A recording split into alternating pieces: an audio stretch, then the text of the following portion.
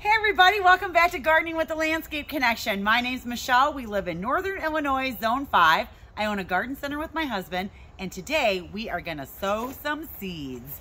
So if you have never been here before, welcome. We hope that you are gonna learn something today and be inspired to go out and maybe garden a little yourself. Or if you are someone coming back, thank you so much for returning. Make sure to subscribe if you like our videos. Click that notification button so that you know when our videos come out, which are normally Thursday and Friday nights. As the growing season progresses, I might up that and I might do some more shorts because there's just so much to talk about. The other thing is, please leave comments because I'd love to hear from you. You might know something that I don't know, and I love to learn new things. Just because I've been gardening for a long time doesn't mean that I know everything, because I guarantee you, I probably fail as much as I succeed, and I probably learn more from failing than I've ever learned from never failing. So, like our videos, share our videos with your friends, and again, leave your comments. I love to hear from you. So today we're gonna talk about cool season crops. We are in Northern Illinois, which is actually Zone 5. So in Zone 5, our average last frost date is May 15th. So that means that on average, that's when frost danger is over for us. It doesn't mean that we'll never get a frost, because we could, and we have. And it could be that maybe it's earlier than that, because that's happened too.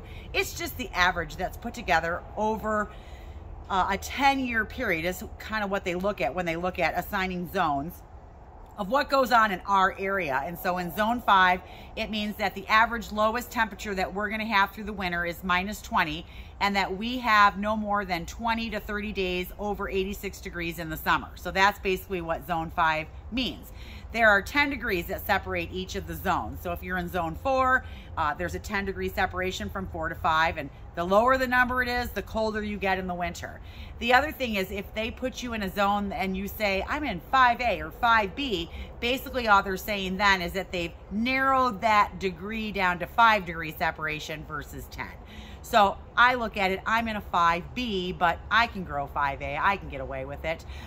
So with that, we are going to talk about some of the cool season vegetable crops that you can put in.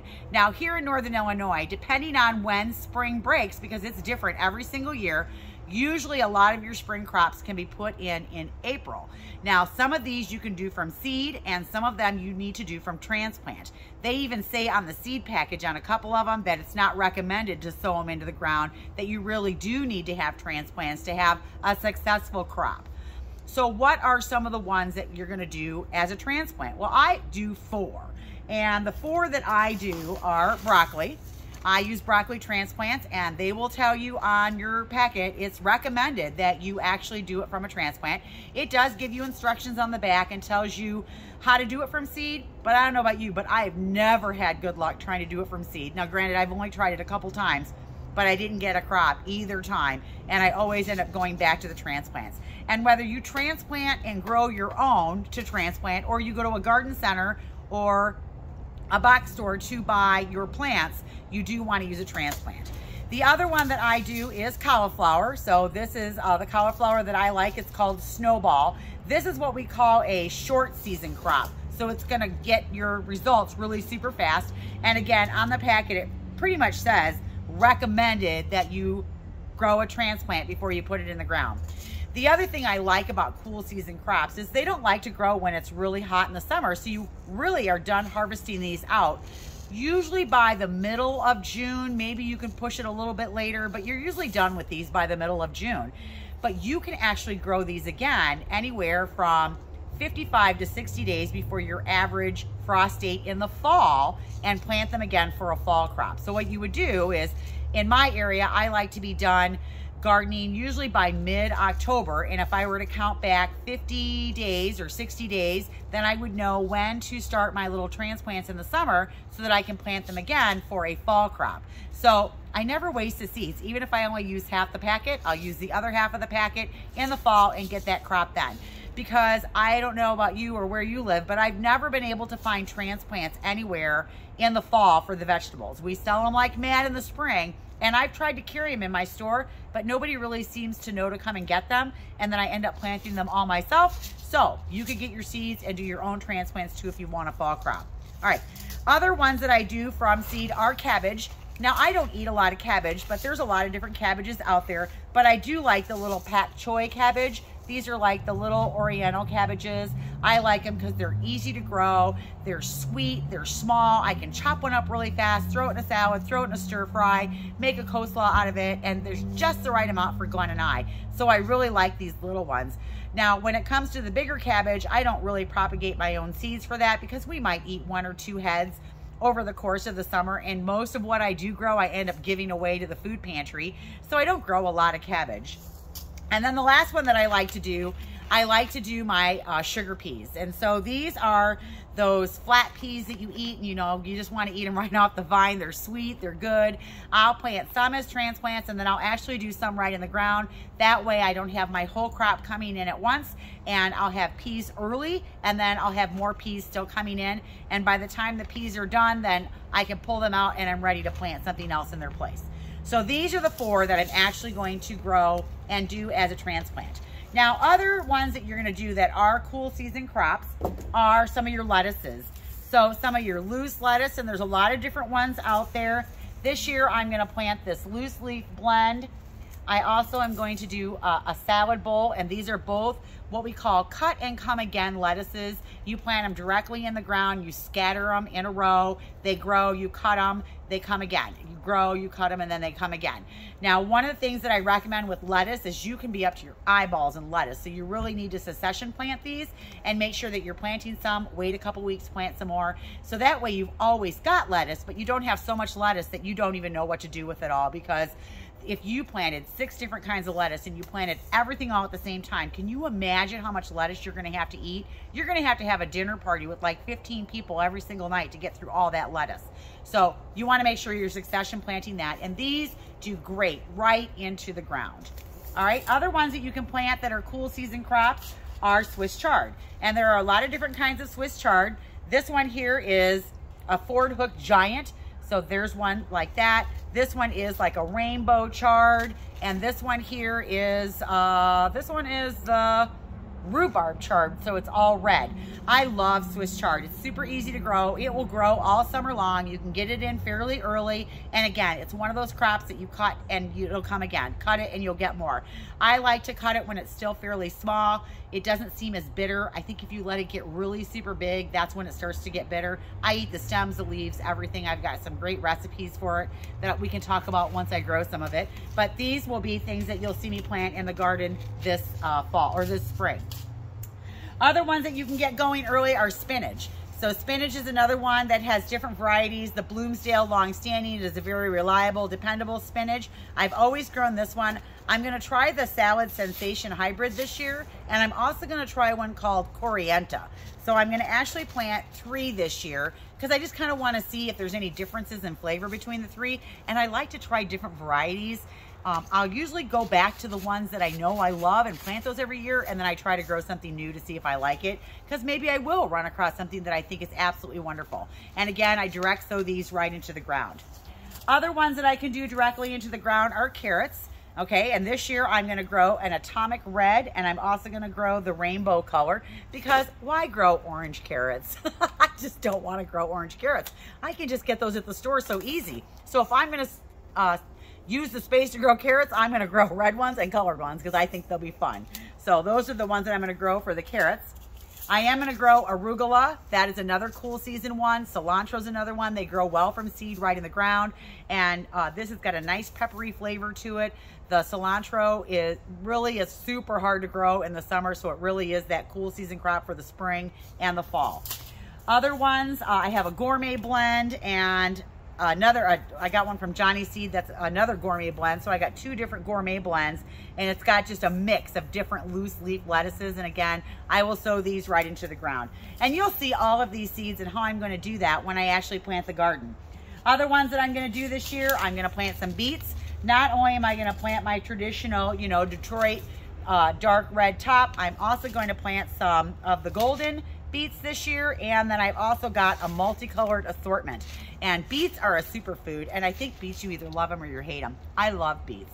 I don't like them pickled so much like a lot of people do, but I do love them roasted with a lot of other vegetables, and just on a sheet pan with a little kosher salt, spray them with some olive oil. They're so good. So beets is a big one that we grow, and that is a cool season crop along with turnips and your tried and true radishes. And there's a lot of different radishes.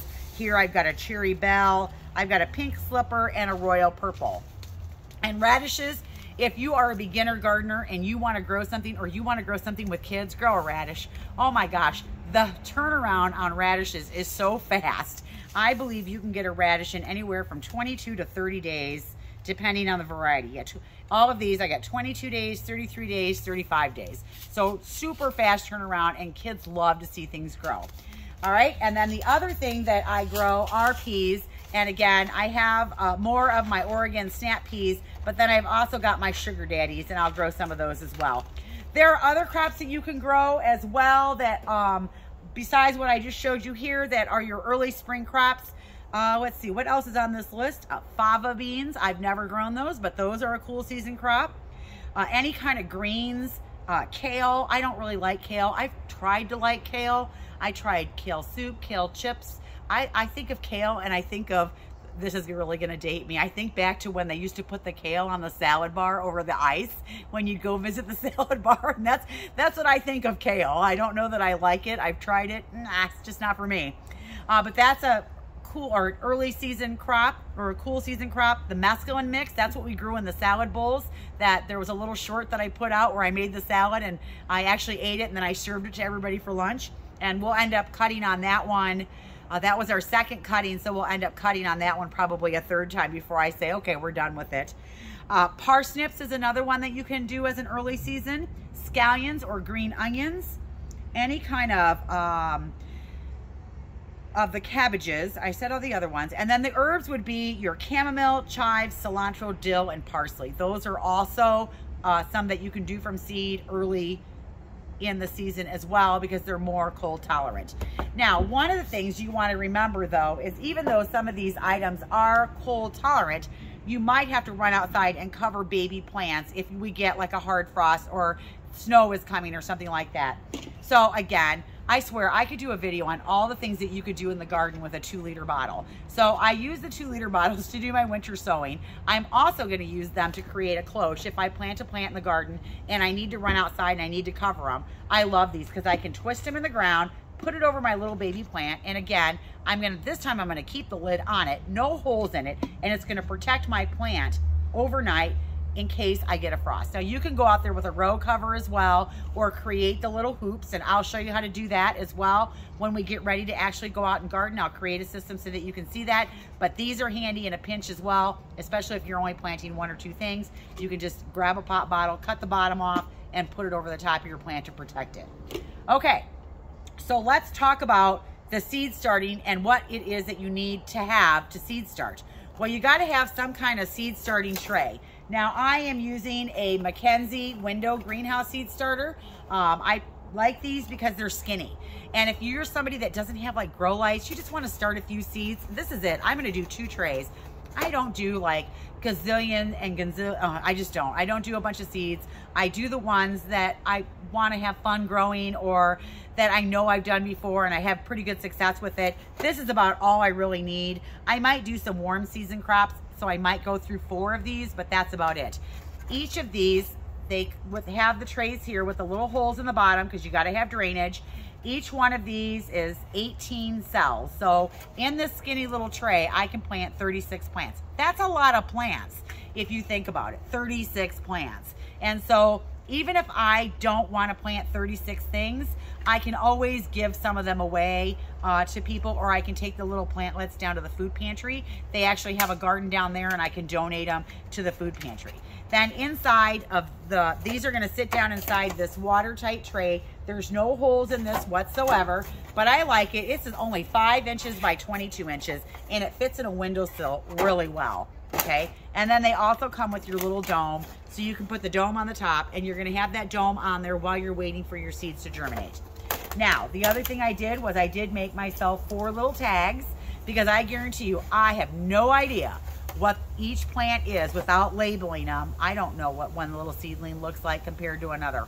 I'm not that good. I don't know anybody that's that good. Maybe like some grower who's been doing it their whole life, but not me. So I make little tags that I'm gonna put in here when we're done planting. The other thing you need is you need your seed starter mix. A seed starter mix is a lot lighter than potting soil. And what you're gonna do is you're gonna pour what you need in it, and you're gonna get it wet, pre-moistened, enough, again, that you can squeeze it and it kind of holds together, but you're not squeezing water out of it. And then for me, I put vermiculite over the top of every seed that I seed start. I put the vermiculite on top. And what that does for me is it really helps with fungus gnats, and it helps with algae growth once these get going. So what I'm going to do is I'm going to go ahead and fill up my trays, okay? And so I basically just run the dirt all inside my trays here. Okay, so I'm just gonna fill them up, and I wanna make sure that I don't have any air pockets in there. So after I'm done filling them up the first time, I do wanna go in here and tap them down to make sure that I don't have air pockets in there. See, and that one had an air pocket in it. And then I'll tap them again to make sure that I've got them nice and full. So if you don't pre-water the seed starting soil, you're gonna have your seeds will probably dry out, and you're gonna have a real hard time getting anything to start. That is one of the most important things that you can do, is pre-moisten your soil so that when you're going to start your seeds, that is done and ready to go. And when you're doing it out in your garden, I follow that same practice out there as well. I will pre-moisten my garden the day before so that it's had a chance to absorb that water, unless it's been raining a lot, and then get that ready so that when I'm planting, all I have to do is just mist the top of the soil to settle in the seeds. Because some seeds want to be under the ground, but some seeds actually need light to germinate, so you really don't want to put any dirt on top of them at all. So as you can see here, I got these nice and full, and I just put a little bit more dirt on the top and I pressed it in there. And so this one is now done and ready to go. Okay, we're gonna pull my dirt back here. All right, and then I'm going to get my second one ready. I'm just gonna move this lid out of the way, and I'm done with that cover. I just wanted to show that to you. There's all kinds of seed starting trays out there that you can use. There's all kinds of mediums that you can use, from the Jiffy pellets and plugs to different seed starting material. I've even seen Burpee has a new product out. I haven't tried it, but they have a new product out that is like a block. It's like this block, it's like this big, and you're supposed to get it wet and it's supposed to expand. I brought some into the store, but I haven't tried one yet, so I don't know how well they work, but I can't see that they wouldn't work. It might just take you a minute to get them all wet. And I think that's why I like my potting tray here, because it makes it so it's nice and easy to put your dirt and things, keep all your dirt together. And then, you know, if I don't use all of this seed starting mix here, I can just let it re-dry and I can put it back in the bag or use it for something else later. Okay, so this is now ready to go. Okay, so the next thing I'm gonna do is, I got a little bit too much dirt ready to go. I'll probably pour this back into the bag. And the next project I'm gonna do doesn't require seed starting mix. Okay, so here we go. I am ready to go. And what I'm gonna do first is I'm gonna do half of these. Each tray is gonna be half of something. So I know that this is gonna be my pak choi, my cauliflower, and then I'm gonna do broccoli and my peas. All right, so what I wanna do is I really wanna read the package so that I know how deep that I'm gonna plant each of these. All right, so put the eyeballs on. All right, this one is gonna tell me that my planting depth is 1/2 inch. So I am gonna make a little hole in each of these here, and I'm just gonna use my finger. And if you're not sure what 1/2 inch is, take a ruler and hold it up to your finger. So 1/2 inch for me is about half of one of my little fingers here. So I've just made my little holes. And again, remember, when you're doing seeds, you're never gonna get 100% germination. It's not gonna happen, okay? Now, sometimes it'll tell you on the packet what the seed germination rate is that they did in a test. Sometimes they won't. And so what I'm gonna do here is I'm gonna open this one up. I'm gonna put 2 seeds in each hole. And then as my little seedlings grow, I will snip one of them out. And if you don't wanna snip it out, you could always, you know, transplant it out to another pot, but that's just another step that I just don't wanna deal with. Okay, so I'm gonna open this up, and as broccoli seeds are they're not very big, but they're pretty easy to grab a hold of and drop down into the holes. So I'm going to drop 2 in each of my little holes here and fill this up. 2, 2, 1, 2, 1, 2, 2, 2, 2. Yep, and just keep filling up. And see, I have enough broccoli seeds left. Got to go back and get 1 more in each hole. And I have enough broccoli seeds left. Well, I might get another 12. So I could probably sow 6 more cells in the fall with this. Okay, and then what I'm going to do is I'm going to put my broccoli, here's my seed holder right here, all my seeds, and I'm just going to put my broccoli back in there. And I'm going to grab a little dirt and kind of just cover my seeds. And then I'll put the vermiculite over the top of all of them at the end. And I'm just going to tap that down just a little bitty bit. Okay, not a lot. Okay, so now that one's done, and I'm going to move on to my peas. Now, peas are pretty big. Okay, so the peas, they're like peas. They just look like peas that are all shriveled up. And again, this one tells me that I want to sow seeds.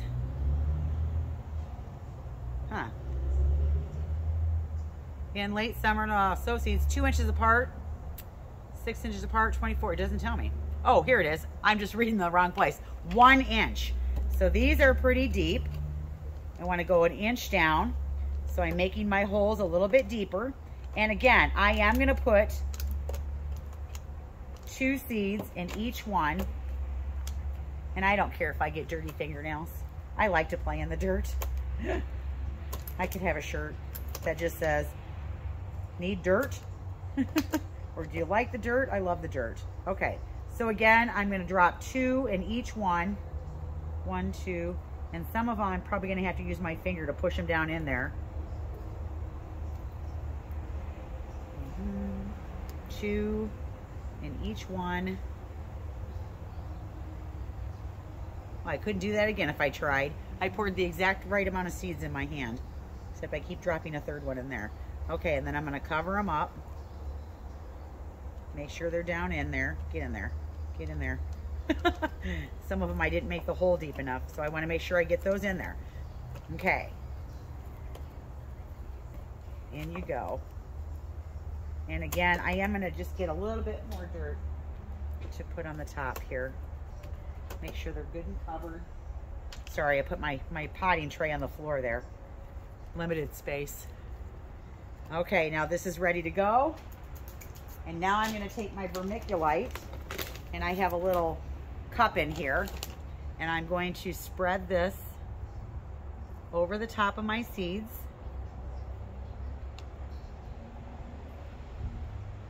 Just like that. And then I'm just going to settle them down a little bit and just give this a little spray.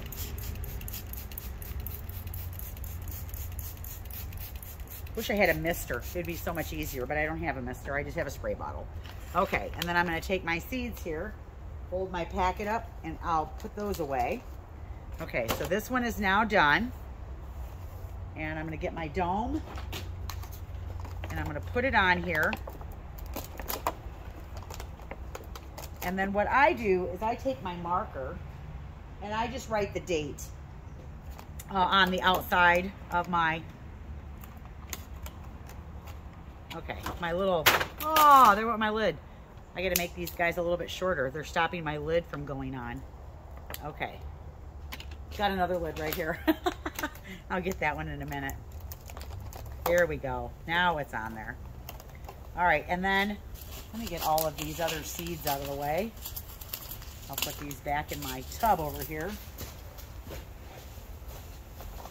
You end up with quite the seed collection every year, because it seems like some seeds I'll use the whole packet and some seeds I won't. And you know, seeds are good for a really long time. So, all right, now we're on to cauliflower. And again, this one just says 1/4 inch. So I'm just gonna make my little holes here with my fingers. I'm gonna open it up, get my cauliflower seeds out. I think my favorite way to eat cauliflower is to take the whole head of cauliflower And as you can see, they look just like the broccoli seeds. They're just little round pellets. But I love to take the whole head of cauliflower and put it in the oven. And I just spray it with olive oil. And then I put Parmesan pepper on it, Parmesan cheese, pepper and garlic salt, and just roast the whole thing for about an hour to an hour and a half, depending on how big the head of cauliflower is. Come here. Yep. And then pull it out of the oven, and then you slice it and eat it. Oh, I just love it that way. It's probably my favorite way to eat it. I've tried to like it as like a garlic mashed potato with, like, you know, you put a little cream cheese and Parmesan and you make it like mashed potatoes. That's not necessarily my favorite way to eat it, though. People are like, it tastes like mashed potatoes. I'm like, no, it doesn't. It tastes like cauliflower with Parmesan cheese and cream cheese in it. It does not taste like mashed potatoes. I don't care what you say. All right, and I know I'm going to have to make this smaller. All right, and I know I'll have to make this one smaller too. All right. All right, the last one we're going to do is our little pak choi here. And sometimes you can just tap the seed packet like that to get everything to go down in the packet. Now, if you're doing warm season crops, basically warm season crops are telling you that they can't go out until after the danger of frost is over. So those are your crops like your beans and your peppers and tomatoes and your melons and your squash. Those kinds of crops you need to wait until after the danger of frost is over. And again, some things you can sow from seed and some things you can sow or do transplants. Now, on almost all of my, not all of them, but a lot of my warm season crops, I will use transplants. I don't grow them all. I'll buy them and then put them in the ground, mostly because I want to be that much further ahead. Our growing season is decent, but some of you might have a really short growing season. If you're in a zone 3, zone 4, that growing season is a lot shorter.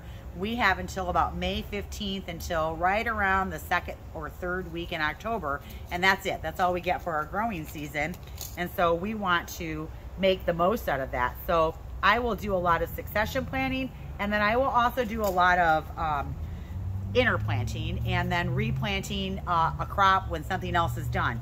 So I like to utilize the cool season, the warm season, and then do the cool season again, so that I can produce as much food as possible in the time that I have to grow it. Okay, now these are ready to go. I'm gonna again put my vermiculite on the top. And again, I use the vermiculite to help with algae growth and fungus gnats. It helps the little plants when they come up as well. Okay, so, and then I'm just gonna spray this in. And these are my 4 crops that I'm gonna start right now.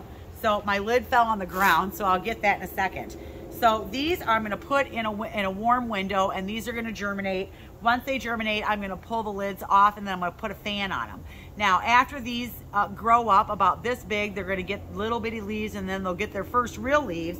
I'm gonna transplant them. I'll probably cut one out and take the strongest of the 2 and just have one little plant growing in the cell. Once it's about this big, I'm gonna take it and I'll transplant it into a larger cell and let it grow on from here. From here, then I'll probably put it into the ground. Now, before I put it into the ground, I will spend a week hardening them off. And what that means is I'm gonna get them used to going outside every day and being out in that cooler temperature, because I'm gonna germinate these on a nice warm windowsill. So when I'm ready to take them outside, I'm probably gonna take them out for a couple hours every day for about a week, bring them back inside and take them in and out and get them used to being outside, so that when they transfer to that cooler temperature, they are what we call hardened off and they're ready to go out there. So as I go through the process of doing all that and we get ready to plant the garden, I'll take you through all the steps and show you everything that I'm doing. But for today, this is what you do to get your seed trays ready for your cool season crops. And I hope that this inspires you to do some of your own trays. If you don't want a seed start, that's okay. Most of these you can find in a garden center all ready to go for you. Most garden centers in Zone 5 are probably bringing their products in right around the 1st of April, so you'll be ready to go. I'm Michelle with the Landscape Connection. I hope that this was helpful. You have a great day. Happy gardening. I'm gonna come around, turn the camera off. We'll see you in the next video. Bye.